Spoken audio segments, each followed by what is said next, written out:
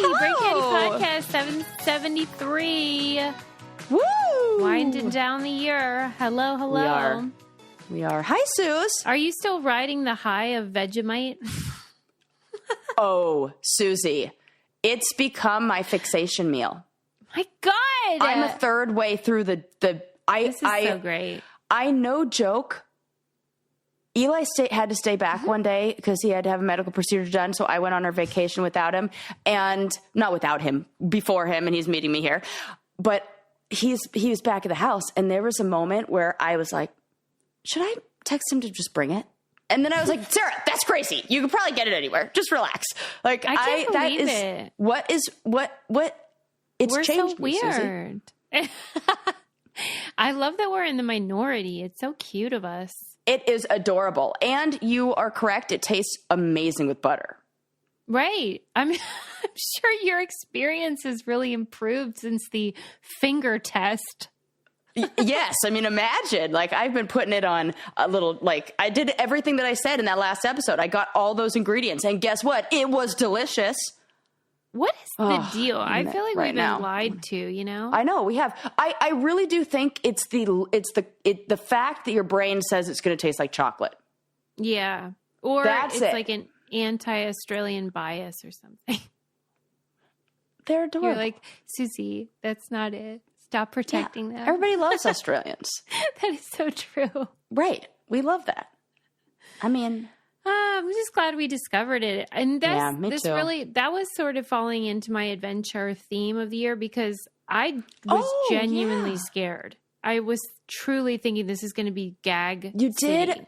Eat it with the most hesitation I've ever seen you put anything in your mouth. Trepidation. I was just like, And then I was like, have you seen the kombucha girl meme where she tastes it? She's like, ugh. That's what we were. We were kombucha girl meme. That was very funny. I'm glad that we took that risk, is what I'm saying. I'll always take risks with you because here's what I know about you. You're not going to lead me into anything super dangerous. No. Like, it's safe adventure and safe, I was just saying this to Adam. My dad, rest his soul, he was a professional bus driver. And when he was teaching me how to drive, one of the things he focused on was the idea of controlled aggression. And I said to him, to Adam, that this is one of the lessons I took and applied to a lot of things in my life. Because usually that really pays off when you're like in control, but you're going to take a risk. Absolutely. Thanks to Paul Meister. That is really wise. Thank and you. I feel like that's also very helpful on the challenge. Yeah, it's helpful on the road, and it's helpful in life and in weird situations on reality TV. And Susie is a much better driver than I am. She is a good, like, aggressive in the right ways. Yes. And I'm like, go ahead. And that's how we end up probably when you go to pull out and you'll like stutter and then it's too late. Now you've basically caused an accident. Yeah. Don't do that. That's okay. So controlled aggression. That's what we've learned so far. Yeah. On today's That's show. great. 3 minutes in. Check. We're already learning things. Brains before the candy. You know what? This is good for us. Life lessons for you. You're welcome. Anyway, so Sarah's on vacation in Mexico. Yes. She's already experienced Montezuma's revenge. We don't want to talk about it. Oh, my God. You always think, like, it's not going to happen to me. I always think that like a fool. I think I've got an iron stomach. I can eat all. And then as soon as I got here, I ordered like these amazing lamb tacos, and I put all the spicy stuff on it because I'm like, hello, I love that. Yeah. Mistake. It's not about the fiery heat. It's more like there's a bug in my stomach that needs to get out. So I had that move of which end is going on the toilet right now. That when you have to make that decision. Moment. Yeah. And I just reached for a water glass. Which did you choose? Right. So I could do both. You always have to choose the bum. Yeah, always. You do. What are you going to diarrhea what are you gonna clean all up? the floor? Right. Come on. Forget it. Yeah. So that's been fun for me. Yeah. Hopefully that's all gone before Eli gets here for a romantic trip. Super romantic. So far they've checked me into a room with 2 twin beds, which I'm like, this might not work. You're kidding. Like Lucy and Desi? Like, I didn't even know that was an option.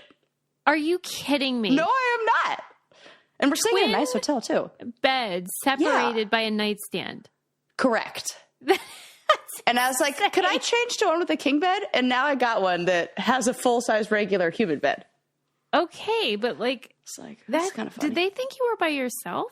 I think so. I think that must have been it. But They must have thought that I was by myself because... It's still, a hotel shouldn't even be buying a twin bed. What are you doing? Right. What are you doing? Maybe like they do have like economy rooms. question. You know what? They have those. They had those available also when we got snowed in up in the mountains and had to get a room last minute. And the hotels are like, oh, they've been snowed in, have they? We'll make the prices $1 million. And so we were like, should we, like a twin bed one was an option at like a nice Vail hotel as well. So I'm like, I think hotels have this, and it's a thing. Wow. Maybe, what if they only had it during the Christmas holiday, like in remembrance of like no room at the inn? Make room for Jesus. Yeah, right. Yes. You could have like that no room at the or inn. I see the it. manger. Yeah, no, pick one. Do you want a barn? That's funny. Or twin bed.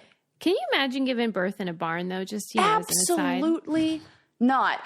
I'd be. It would be difficult for me to take a seated position with all my clothes on a barn floor. Yeah, right. I'd be like, not comfy. There are definitely mites in here. Oh my God. Right. It is guaranteed discomfort. And that's just like not giving birth. Right. Wow. Hats off to Mary. Yeah. Well done. Okay. And I love all those memes that are like, they show up with gifts. The wise men show up with gifts. She's like, oh, thanks. I could really use this. Would have liked a breast pump, but like maybe some diapers, but it's enough perfume. Yeah. No, something's useful for a first-time parent. It's funny. Okay. Well, all right, let's get started. Yeah, let's do it, man. I have to tell you about the comedy show with Gary Gulman. Yes. And I apologize. Lincoln looks so happy. It's so cute. Because it's a long story, but for me, it pays off. I love this. Well, anytime Susie has a story, buckle up. It's going to be a good one. Anytime. If she gets serious about telling me I need to watch something, or if she's like, guys, I have a story, both of those things are going to be excellent. Thanks, Sarah. Facts. Wow, I hope I can live up to this. Okay, so we got for real front row tickets to Gary Gulman. You know how like now I have PTSD because of Jerry Seinfeld. Right. And it was they were the like, same actually, row. You're in the back. Yeah. Same row letters, AA. And so after the Jerry thing, I was like, oh no. What if this Jerry? Yeah. Right. So I did. I checked the seating chart. We were good. Okay. Front row seats to Gary Gulman, who I love. And and my mom was going to watch Link, but Peg's having some ups and downs this year, as you may recall. And also, I consistently have the worst luck of any person in all the land with tickets of any kind. Right. And so Peg was no longer able to watch Link. And I thought, listen, normally at a comedy show, you can't take kids. But number one, Gary Gulman's a clean comedian. Yeah. And number two, it wasn't at like a bar or, comedy club. It was in a theater. So I thought, hey, maybe they let kids in. And it turns out they did. Okay, great. So I got a third ticket. But of course it's not in the front row because like they're all gone. So then guess who's sitting in the back? Adam. So, oh gosh, because what else are you going to do? Right. Truly, he's poor so Adam. like easygoing. Right. He acts like no big deal, whatever. And I'm like, and Lincoln loves comedy. He always wants to come, but I never even think to get him a ticket because number one, I would love to spend time with my husband ever. And number two, like it just doesn't occur to me that they'll let kids in. Right. So we got the tickets. I said, Link, we're sitting in the front row, man. This is like the real deal. And he's all hyped up. We watched some specials ahead of time. So he would like know the jokes and like the tone and how great he is. And we get in the front row and within 5 minutes of the set, Gary like looks at me and then looks at Lincoln and he doesn't do crowd work. Like he has a set and that's it. And he goes, "You are very young." And then he goes, You are distractingly young. I'm not going to make fun of you, but how old are you? 11? And I was like, yeah, he's 11. And then he looks at Lincoln and he goes, what's your name? And he said Lincoln. And then he launches into a whole bit. Oh my God! It was crazy. He was like, I love that name. If I had a son, I would name him Lincoln. And like, what if it was just because like that's my favorite automobile? And then he goes into this whole thing about the president and like, yeah, Gettysburg, whatever, and then the car. Oh And my I'm just God! dying. I'm just dying thinking like this kid has no idea how insane this is. And Adam then is probably in the back like, that's my child! Yes. And then- God, I love this. Throughout the whole act, then it became like this sort of running joke about how Lincoln is there. It was wild. And This then is the best. Oh my it gosh, was it's like so I'm there right now in my special. heart. It was so special. And Oh, then Suze, like this is amazing. we're leaving the theater and then everyone's like, Lincoln, there's Lincoln. We were going to our car afterwards and the people were like, baby, go Lincoln. It was crazy, right? Oh, He was like a rock star. I'm like going to tear up. This is the cutest thing I've It ever was heard. And so how amazing great. is this for Link? And he signed the book and it said, Dear Lincoln, thanks for being the star of my show. I could die. This is the best story. Yeah. Second only to how great my hair looks because of Nutrafol. I mean, that's a 2 for 1. Two Front for row one. seats Yeah, and amazing Gary was hair. probably also distracted by my mane because Nutrafol is a supplement dermatologists recommend. Dermatologists? Who is it? Yeah. Would that be them? Yes. Yes, the doctors Yes. that care about my hair are the ones that are like, yeah, the that's skin, the because one. it's related to the yes, it pores and the says that here. follicles of your skin. 100%. Sarah. And a healthy scalp Dermatologist equals recommended. healthy hair. Thank you. And you're You're right. welcome. I can confirm that. Number one, clinically shown to improve visible thickness and strength of hair, which if anybody that's had any kind of hormonal issue or stress or tragedy at the salon like me, you know how important it is. And give it a try. Take the first step to visibly thicker, healthier hair for a limited time. Nutrafol is offering our listeners $10 off your first month subscription and free shipping when you go to Nutrafol.com and enter promo code BRAINCANDY. Find out why over 4,000 healthcare professionals recommend Nutrafol for healthier hair. Nutrafol.com, spelled Nutrafol.com, promo code BRAINCANDY. That's Nutrafol.com, promo code BRAINCANDY. Yeah. Anyway, it was a blessing. It was like so special. That is so cool. And, you know, remember his special, The Great Depression? I don't think I Gary. saw it. It's on HBO and it's talking about his struggles with mental health and how he had to go to like a facility. Mm-hmm. Like he was one of the severe cases where you're like bedridden and can't function. And so he made a special about it, which was so important and brave because obviously it's hilarious, but it's also like detailing how like you can appear one way and then be internally struggling, and it's so many important ideas that he talks about. And so whenever he did call out Lincoln, I knew that he was in safe hands because I know he understands like how you treat children and like the how like the interior life of a child can be so like delicate. And so it felt really special. Oh, that is so beautiful and so wonderful. And yeah, he was in safe hands with that. So if you don't follow him on social, buy his book Misfit and check out his various specials. He has one coming out on December 21st and it's getting rave reviews in the New York Times. So I can't wait to watch it. Okay. That's all. That. Okay. First up on the agenda. Yeah. My sister Gretchen told me to watch this, the Netflix documentary, Bad Doctor. Oh. 2 thumbs up. Sue's reviews. Oh, what kind of bad doctor? Oh no. When we are betrayed by people in the medical field, there is nothing worse because like they did that whole oath thing, you know. Remember that when they say that? Promised. Come on. Yeah, and you know how I hate promise breakers. And I hate that. And you think like we just give them all of this power and knowledge like Right. that title and that role, and we put him on a pedestal of like, what we read about in your book for Candy Club, Fool Me Once. yes, About that pharmacist who was like adding, what's the word? Where diluting chemotherapy medicine, so then people were dying. I can't. Just so he could save $1 or $2.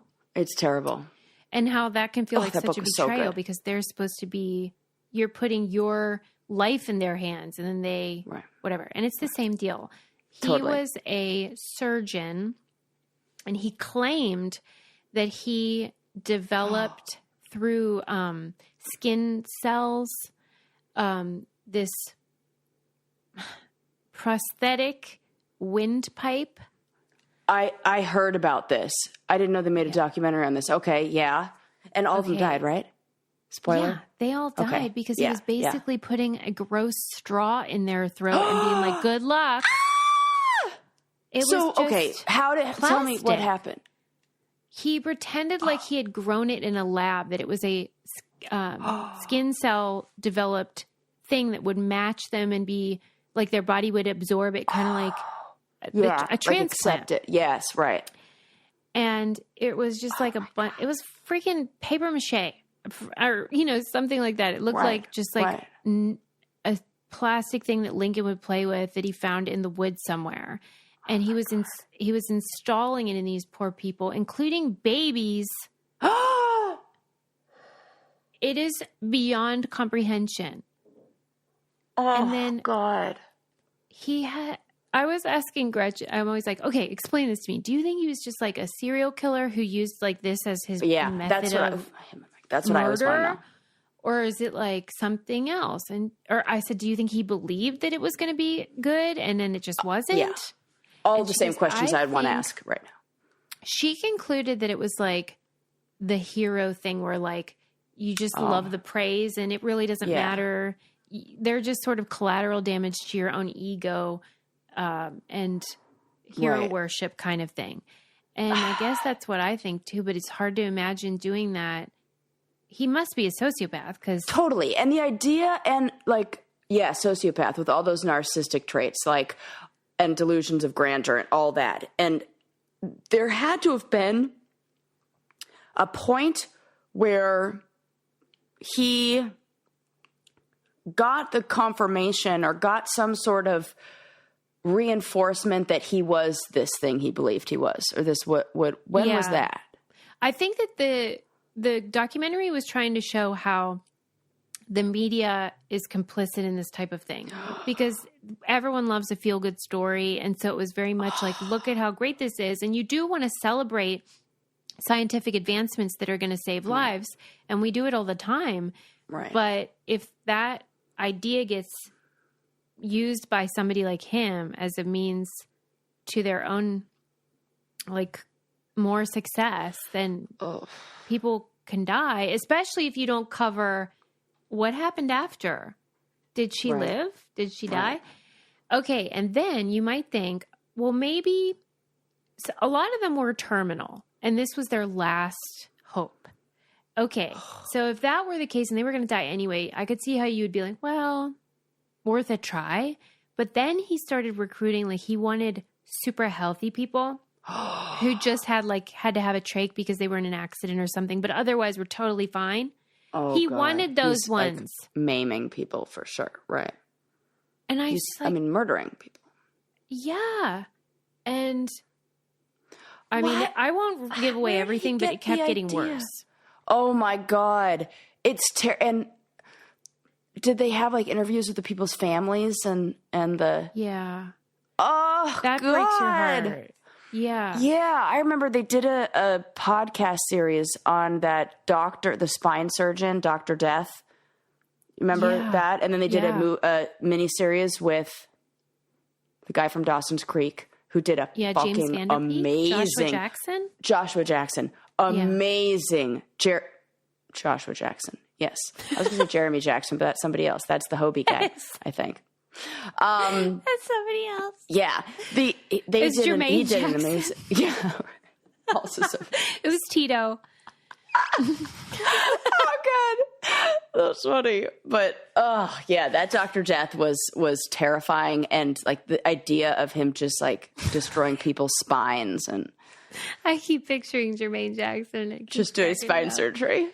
Yeah, but so, I mean, I think that the assumption is always that, like, the labor and difficulty of, like, medical school would weed out most Right. people like this. Right. That's Because what you'd think. It takes so much effort just to become a doctor. Right. But I guess some slip through the cracks and then they're like, yeah, and it's just party time. And it's horrifying. I'll be honest. There are some therapists I've seen where I'm like, yeah, I know about You what your belief system is, and you can't see every client. Let's put it that way. Yeah. And You I know? guess, there's bad seeds in every. Yeah, at least it's like that the one Chris Rock we hope that they're bit. not going to do. What? Chris Rock is like, whenever people talk about the police Oh. and they say there's just some bad apples. And he's like, well, there's some jobs that cannot have bad apples. Like Right. pilots. Yeah, no Like- bad apples, please. Like Right. there's certain ones, and surgeon would be chief among them. Right. Yeah, I'll tell you, and there are no not bad even liquid bunches. IV flavors. Go with it. Right. Yeah. I mean, I was going to say, not even a lot of bunches of apples I'll accept a bad apple in. And I don't think They Liquid do IV have is accepting a bad apple in theirs. No, but they have a green apple, and it is delicious. Yes. I'll tell you what, liquid IV has been a lifesaver during every winter. I'm always I think shocked. that's what Adam was having hot the other day when we were having a Yes. meeting. Yeah. Yeah, He's like, he it was so puts good because he in- had a little throat Yeah. thing. And it really does help because it hydrates you and it's soothing. Like if you do it with hot water, like he does. Yeah. And I'm telling you, this time of year, it's so dry. You are dehydrated. Everyone's dehydrated. That is You how are. it is. And you're probably getting dehydrated at your little work parties and all your like shots Oh, yeah. or whatever the heck goes on in your people's lives. And this is the answer. You pour this into water and it'll hydrate you. And now you can get sugar free too. So, whether you want, they have white peach, green grape, lemon lime, whatever. Super great to have on hand. Grab your Liquid IV Hydration Multiplier sugar-free in bulk nationwide at Costco, or you can get 20% off when you go to liquidiv.com and use code CANDY at checkout. It's 20% off anything you order when you shop Better Hydration today using promo code CANDY at liquidiv.com. It's just good to have in your house or in your car or for traveling, whatever. Okay. Moving on. I do recommend watching that Bad Doctor, but it is so disturbing. Yeah. Oh, I watched the Mother God one. Oh, yeah. Susie, it's 1,000 times worse than you said it was. It's everybody has to see that because you're just watching it like, and then when you find out she has kids, like I even knew that. And then when I found, it's so different when you just tell me, I'm like, whoa, wow, that's crazy. And then I watch it, I'm like, Jesus Christ, the mummy lady and the fucking crazy boyfriend. I know. I need to learn how to really emphasize, like, no, trust me, it is bonkers. Because if you say it every week like I do, people are going to think you're crying wolf. So I'm here to say, holy shit, if you haven't seen that, you have to. Because Like Sue's literally Reviews was right on that holy one. Shit. Yeah. Well, so when you're watching these things and you're somebody who works in mental health, what could be done? Like nothing. Can't help it's people who don't want to help themselves. It's the running joke of how many therapists does it take to change a light bulb? Yeah.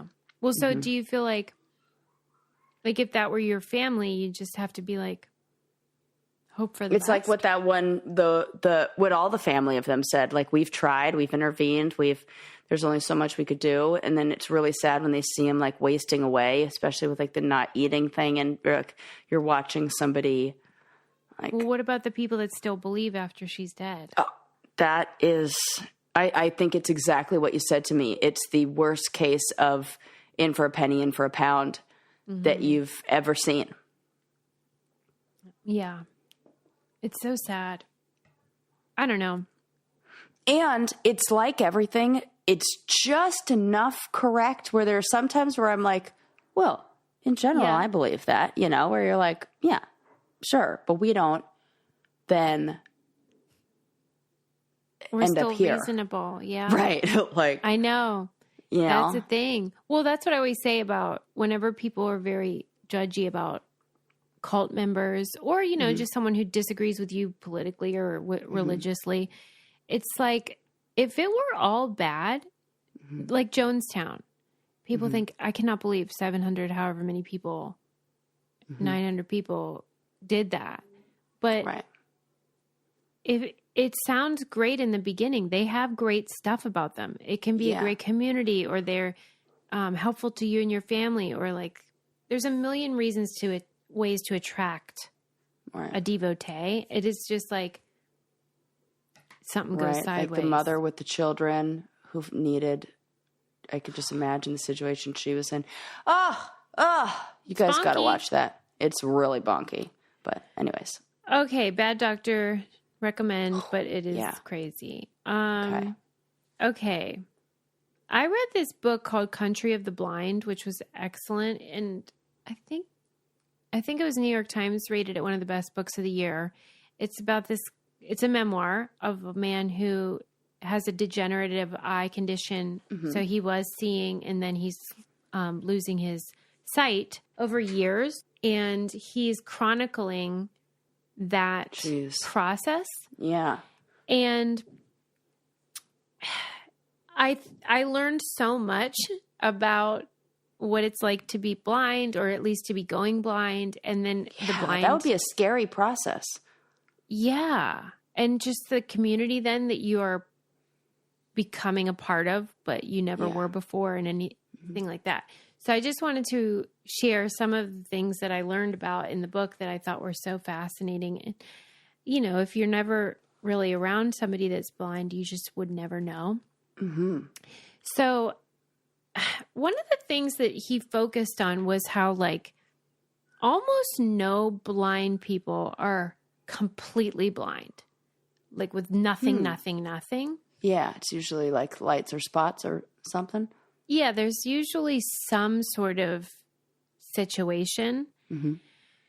And that we all, I think, imagine just like pitch black. Yeah, that's true. That's kind of what I've imagined. Yeah. It's not really like that. Okay. No. And that even the ones for whom, like, they have no vision at all, that they're whatever, has still like a brilliance and like a colors or something. Interesting. Yeah. Not just like darkness. So that was news to me. I was ignorant about that. So that's 15% of blind people have no light perception whatsoever. So that, I mean, it's not useful, like in terms of like finding your way around, but it's not what you imagine is my point.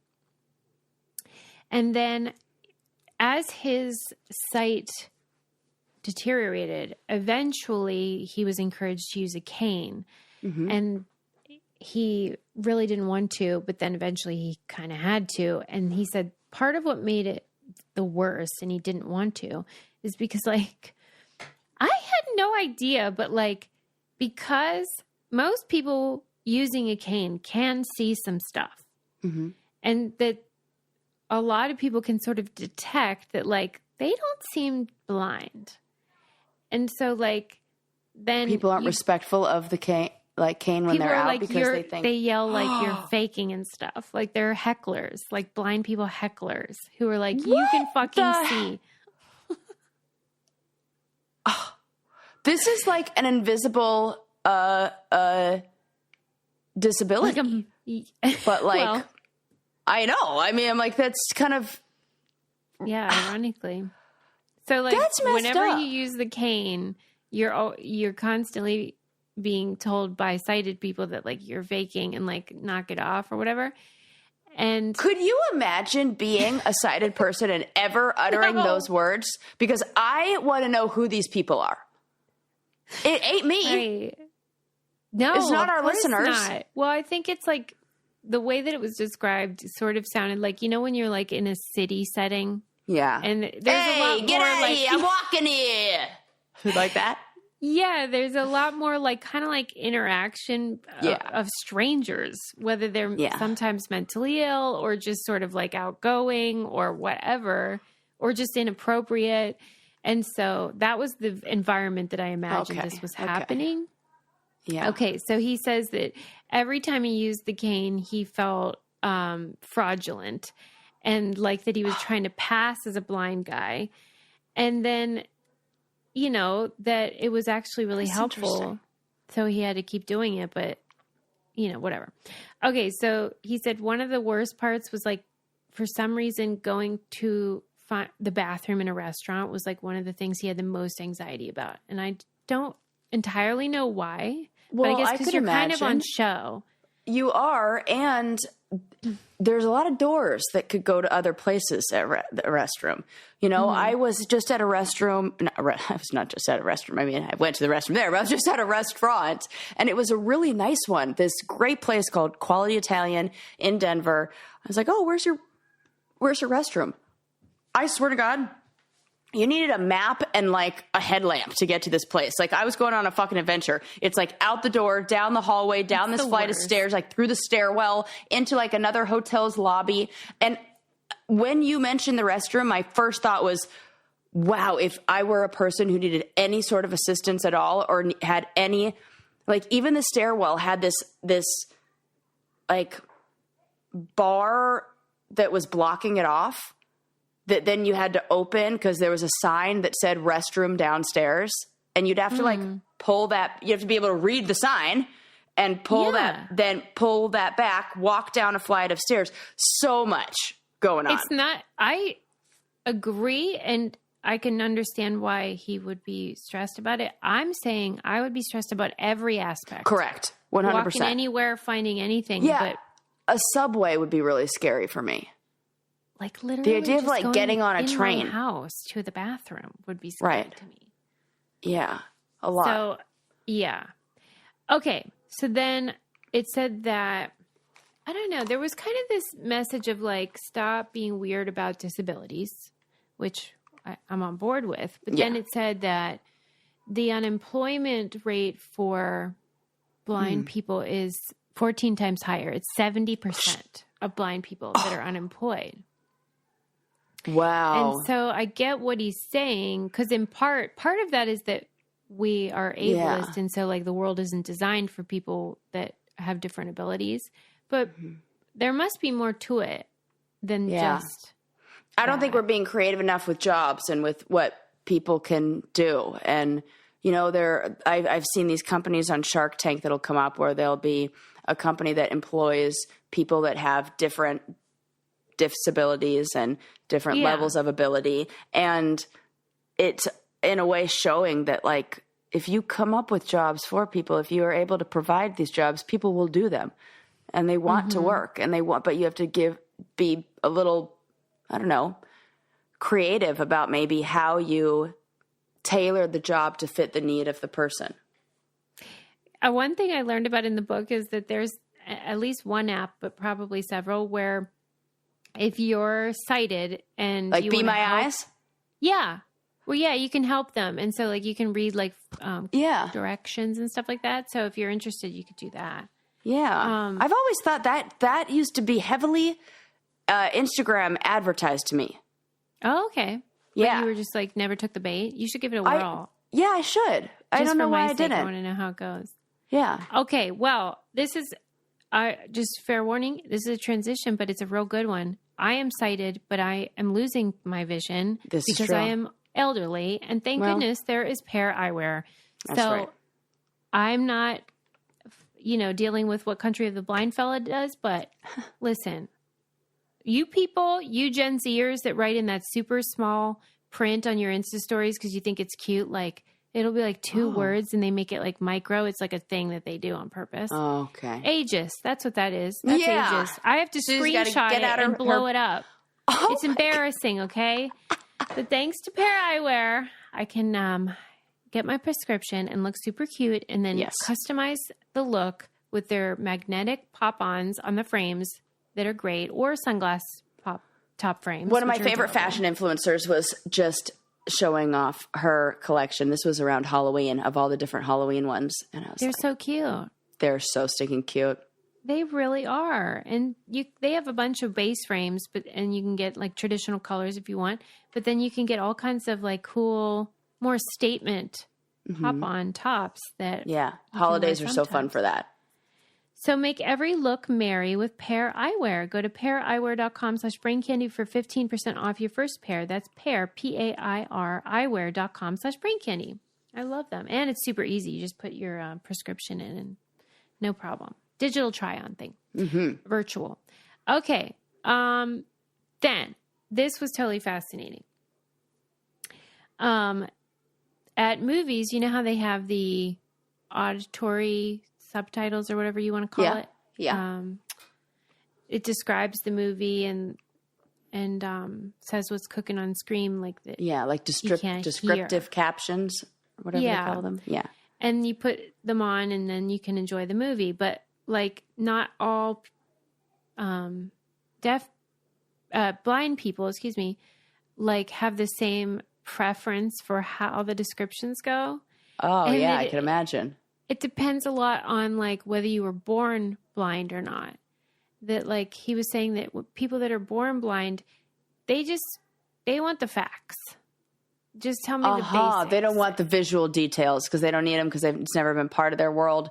So they just tell me what's going on. All that detail. We don't need to talk about the color of the sky. And and since he is losing his sight so late, he wants like maximized descriptions. And so that's like a real balance. Okay. I wonder if that has something to do with your brain's ability to conjure up a mental image based on what you are hearing. Yeah, I think so. Yeah. And it's like doing extra work. If somebody it doesn't need to do that. It's not adding any more to their mental visual image of the scene. If you are maybe somebody who was born blind. Yeah. Cause he says, if you grab a blind guy off the street and ask him what kind of description he likes, his answer reveals when he went blind. Wow. How much residual vision he still has and how much of those auditory descriptions he's heard.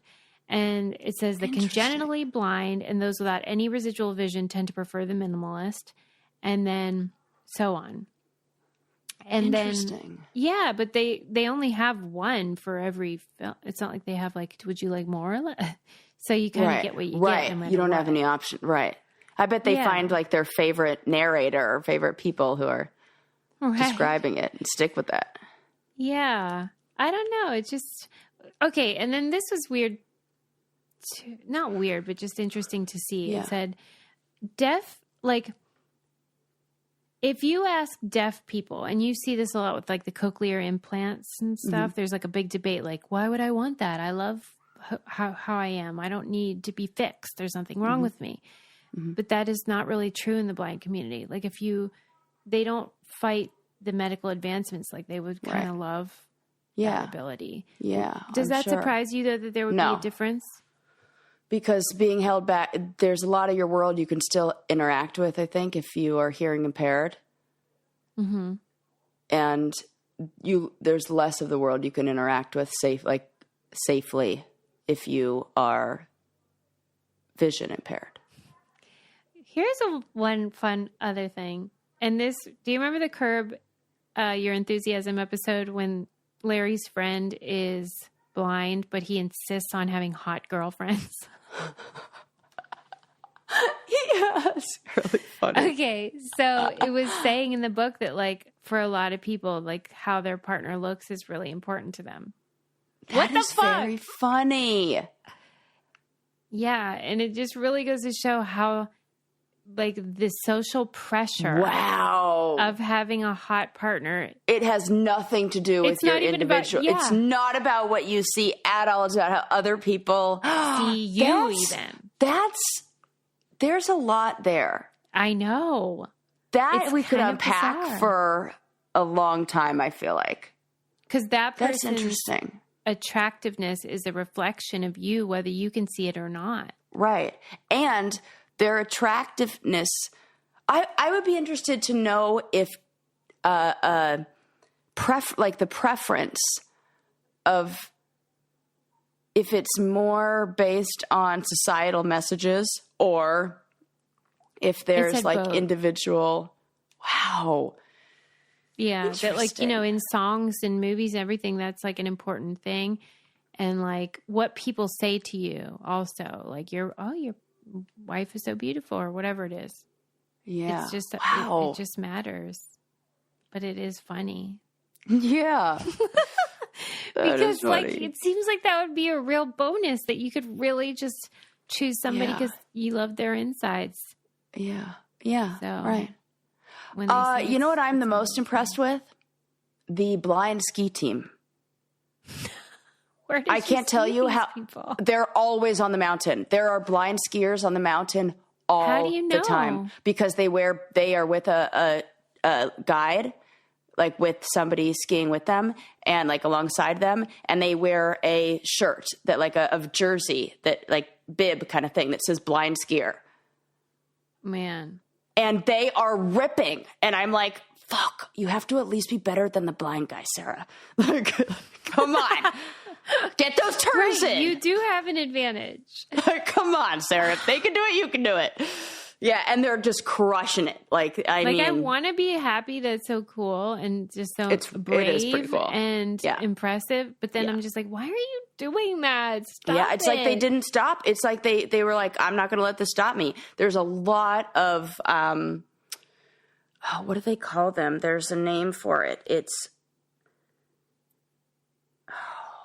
something accessible skiing or something. I can't remember the term for it, but of like and they provide so many different services and options and like ski instructors that go with them. And Eli was watching, we were out on the mountain. Eli was watching this, like old couple teaching this group of like senior citizens, like a bunch of lessons and like walking up the stairs in their boots. And Eli's like, that's going to be us one day. I was like, in the classes, we know how to ski. He's like, no. Teaching them. We're going to just retire and like be ski instructors for people. And I'm like, that's a great idea. I love this life. It'll be so fun. So maybe I could be one of those guides one day. Yeah. And anybody that's like offended by my position, I feel the same way about sighted skiers. This is not actually about their blindness. Yeah, she's like, more why are you doing tolerant. this?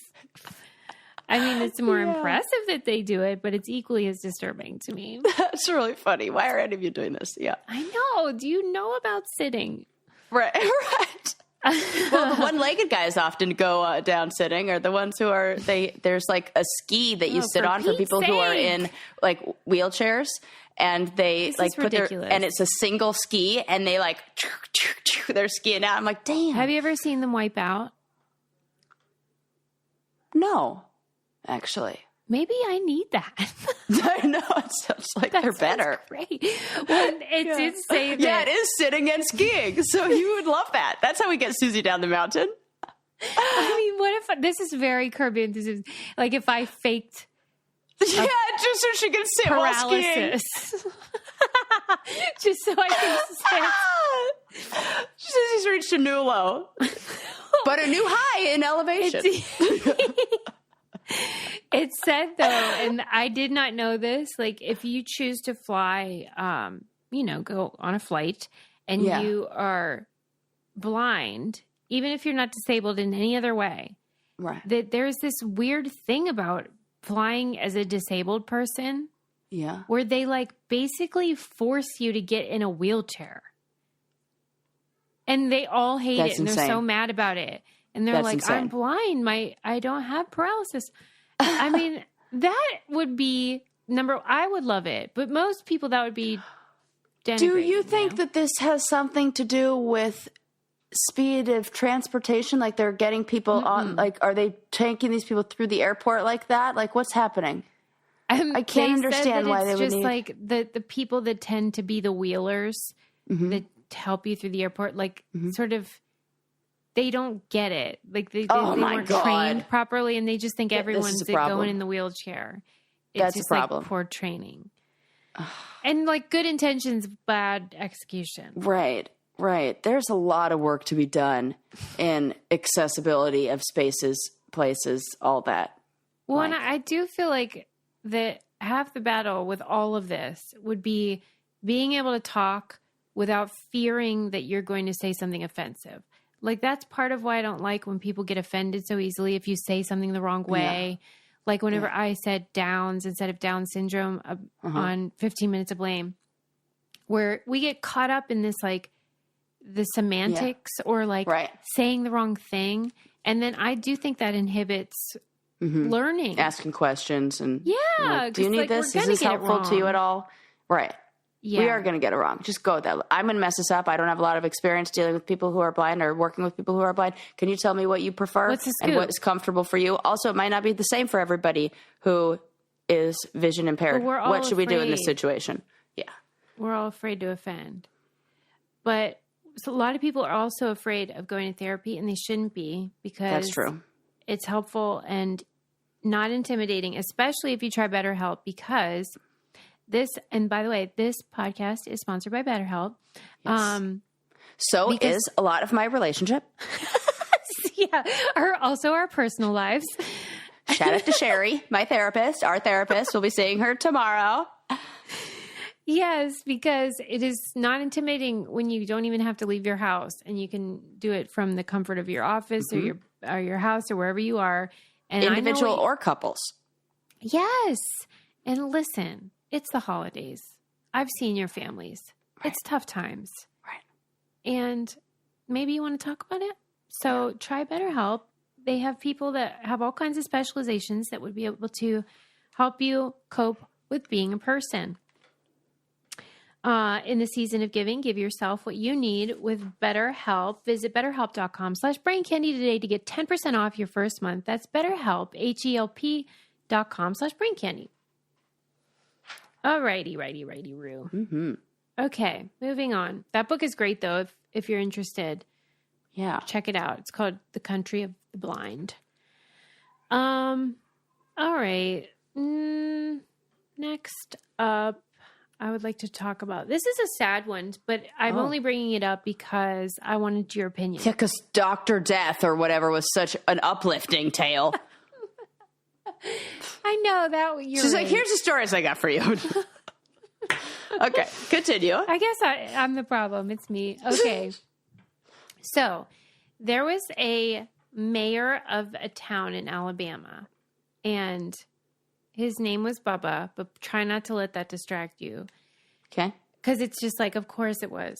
He's a mayor in Alabama. What else is his name going to be? But this guy seemed like a really, kind of like salt of the earth kind of guy. Like, really loved being the mayor, really loved his town. As most guys community. With Bubba do. Yeah. Yeah, right. It's so true. That makes sense. Never met a Bubba I didn't like, to be honest. Right. Yeah, that's true. And so, he was the kind of guy that really got his hands dirty and was out in the community, and sounds like a really nice guy. He was a Republican, and he was exposed recently by like a very conservative online outlet who discovered that he had posted online like pictures and stuff of him dressed as a woman. Oh.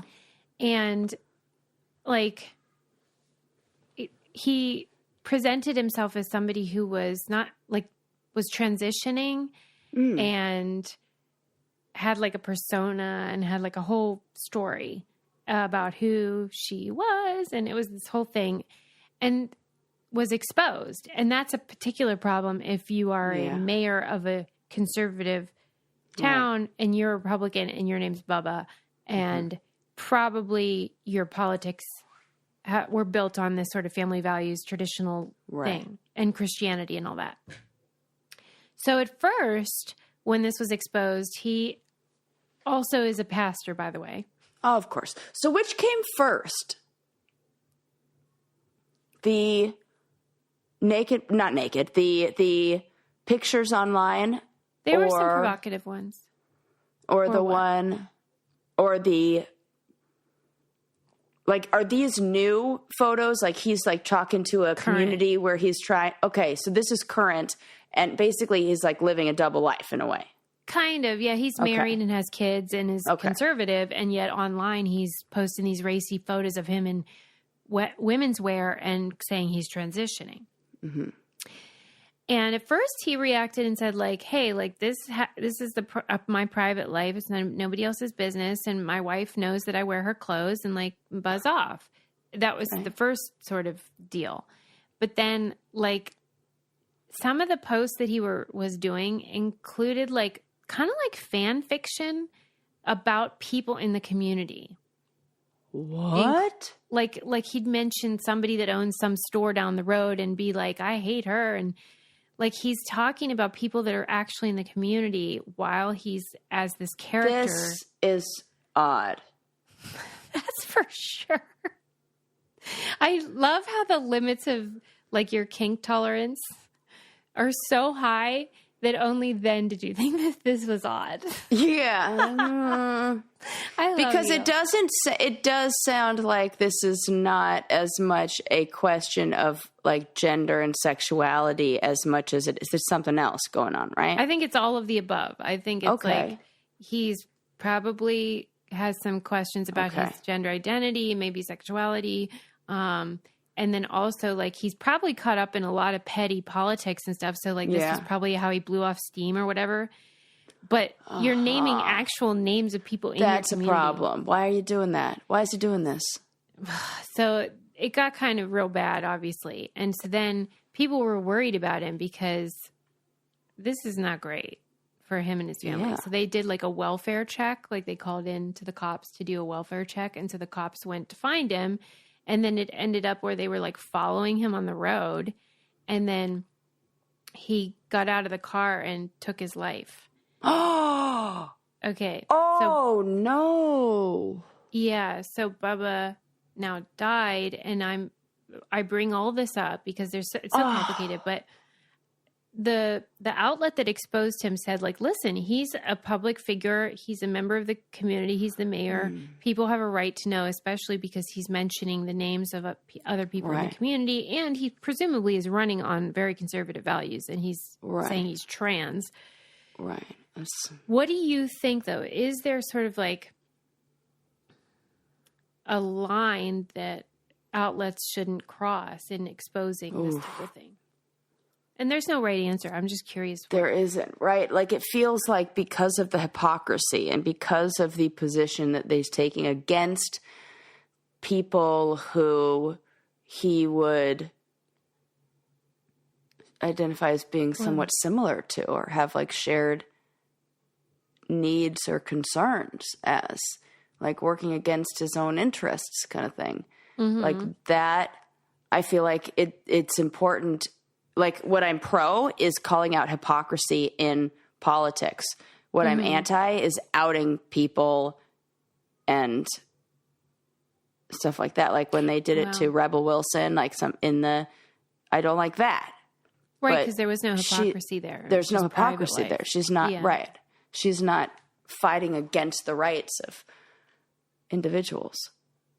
Yeah, I mean, I'm torn about it because, like, I do think he crossed a line by naming people in the community and stuff like that and weird posts, but it's just so sad that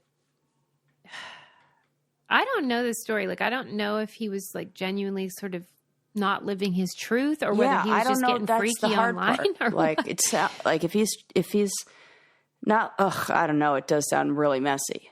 This is why it's important to be our authentic selves, and everything comes out in the end. So I keep thinking about that, how like you would think that in the year of our Lord, 2023, that sort of like everyone's at a place where you can do that, but it is not the case. It's not the case at all. And okay, but if you're not going to kind of be completely open, please don't run for office. Yeah, that's it. It's like, sir, I feel like when teachers get exposed for having OnlyFans, that's bullshit. I hate that.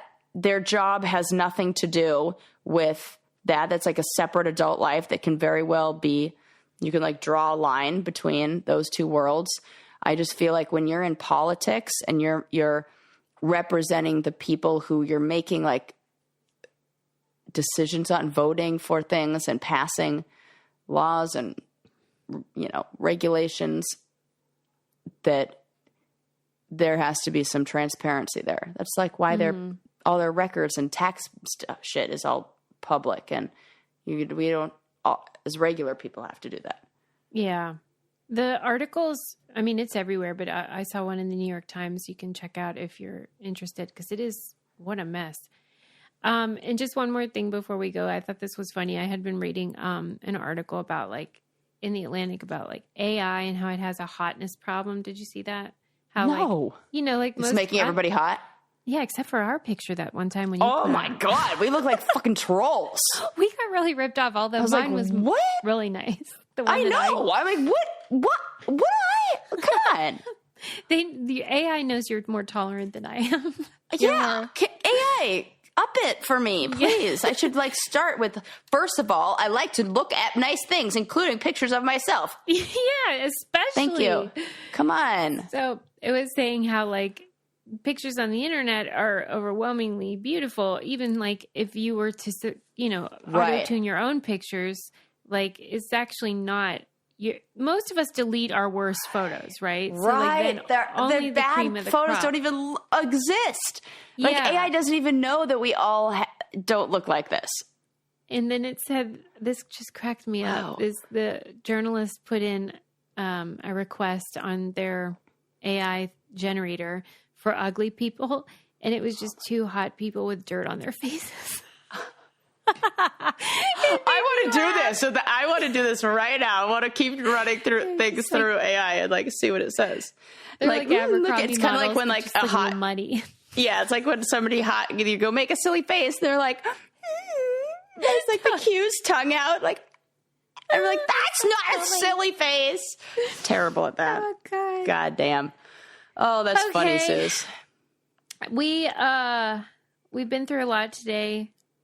But we did learn a lesson from my dad about controlled aggression. Yes, right? We did. Get a little controlled risks. Aggression. Don't be crazy, but just you can do a little something. Yeah. Sarah, however, is in a hotel with twin beds. That seems like excessive risk. It was. I changed this morning, so now we're better. We can only go up from here. I think things are looking up. As long as the sun comes out, we might have a day. So recommend Bad Doctor. That's on Netflix. Yeah. And Good Grief. And I swear it's Bad another Doctor case. and Good Grief? No. I'm just saying Good Grief. Okay. I thought it was another thing. Okay. I was like, there's no way those are the two names of the documentaries. Got it. The other one's called that was right. Cowboy. No. What is it? Not Cowboy. Country of the Blind. Yeah. But I do want to say, though, about Bad Doctor, I've only scratched the surface of what is exposed about this guy. Like, oh my God. Like the fact that he's killing people with weird windpipes is just part of it. Oh my God. Nutty. And then, Country of the Blind is a great book. And hats off to the skiers. Yeah. Who, I don't know, I mean, I don't think they're at any greater risk of getting hurt. And that just goes to show how risky I see skiing. Yeah. You are correct. You know what I mean? They're in it for the après, though, Suze. They just want to party afterwards like everybody else. Mean? After skiing, like après ski, like it's like basically where you get to like, you're tired from the day and you get to like have a hamburger and a beer, and there's always like a party afterwards. A lot of the mountains will have. I know. Après is the best. That's why I seriously considered getting you a shirt that said après ski. It was like a sweater, like beautifully knit sweater that just said après ski. But it's a good thing I did it, because I also have to send her a French dictionary along with the word. I see it a lot. There's a restaurant here called that, and it's like just real cute, and it's very ski themed. Oh, I love this. Like, what is that? What are they talking about? It's just like the after. It's like a whole thing. Yeah. Yeah. Your favorite part of skiing. Okay. Well, I like that part. Yeah. Après ski. She's into it, guys. Bubba's. Oh, that's a mystery that needs to be unpacked. Or maybe does it. I don't know. Yeah, I really do want to. This is why I like old gossip, because I don't want to wait to find out what happens with his family. Like, I want to know now. Like, are they okay? What happened? Yeah. Yeah. All right. I love you all. See you next time. See you later. Bye. Bye.